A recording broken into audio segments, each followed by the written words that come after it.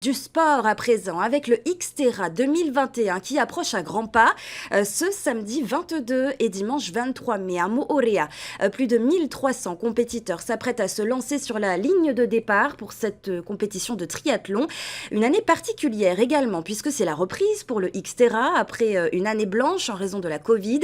On va parler plus en détail de cette sixième édition avec nos invités. Jérôme Chapelier, bonsoir. Bonsoir.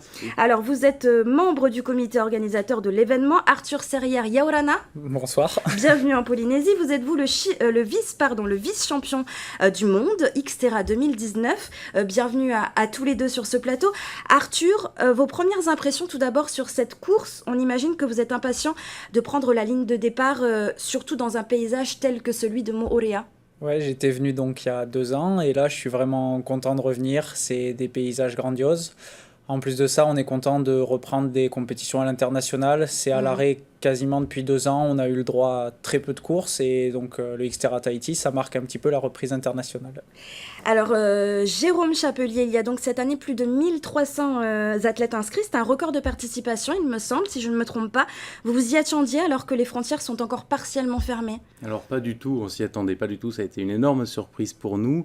1000 participants en 2019, une 2020, bon, une année blanche, et 2021, on a décidé de réouvrir ces inscriptions, de discuter avec les autorités pour essayer de tenir enfin cette course que beaucoup attendaient.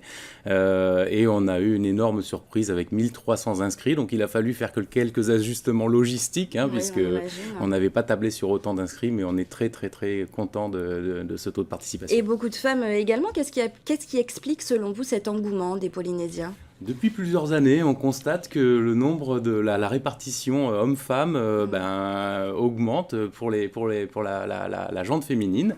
Et on voit de plus en plus de femmes sur les VTT, dans les épreuves de trail. Donc on est au contraire très, très, très content de C'est ce côté voir sport ça. nature qui attire surtout. Certainement, oui. Et puis aussi beaucoup de femmes qui accompagnent leur mari maintenant ou qui ont pris goût à faire du sport en famille. Alors c'est donc une nouvelle édition très attendue. Quels sont les parcours prévus ? Alors le samedi, ça va être consacré au triathlon. Il y aura deux formats de course, un format long et un format un petit peu plus court pour que les gens puissent découvrir aussi le triathlon. Encore un record cette année, c'est qu'on a plus de 140 non licenciés. Ça veut dire que c'est des gens qui vont certainement faire leur premier triathlon. Première participation. Voilà, leur premier triathlon. Donc c'est énorme. Donc on est très très content parce que ces gens vont peut-être accrocher et prendre une licence dans les différents clubs de triathlon du Fénois.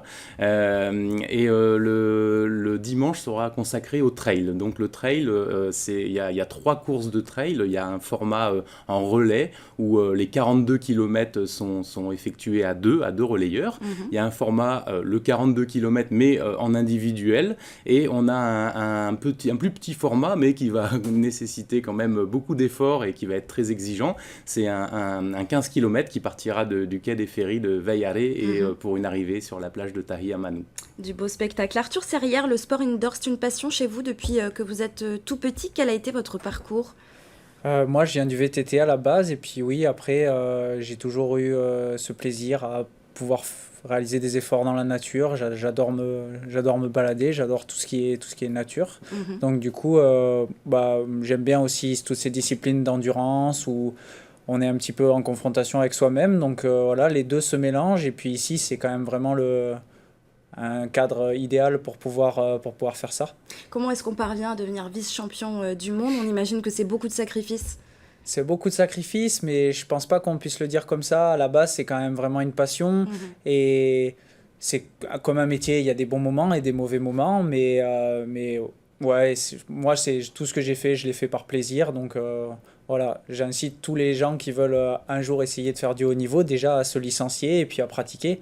Et ça vient tout seul. Et après, chacun son niveau, mais voilà, c'est... La prochaine étape pour vous, c'est d'être champion du monde ? On espère cette année. Si je viens ici, c'est aussi pour ça, parce que les championnats du monde ont lieu à Hawaï, donc c'est un décalage horaire similaire à la France, des conditions de température similaires, donc ça permet un peu de faire une petite répétition au niveau de l'entraînement, de l'acclimatation, et travailler un petit peu en amont. Alors pour finir, un mot sur ce que vous pourriez, vous deux, souhaiter de mieux pour cette Xterra 2021 ?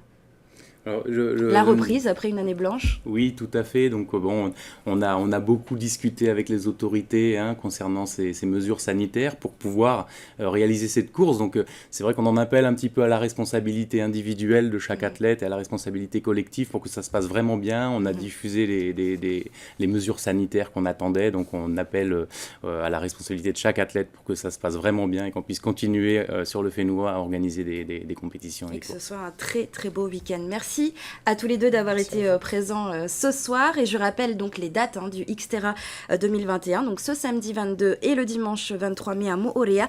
Et n'hésitez pas évidemment à venir encourager nos sportifs. C'est ce qu'on souhaite. Merci. Merci beaucoup.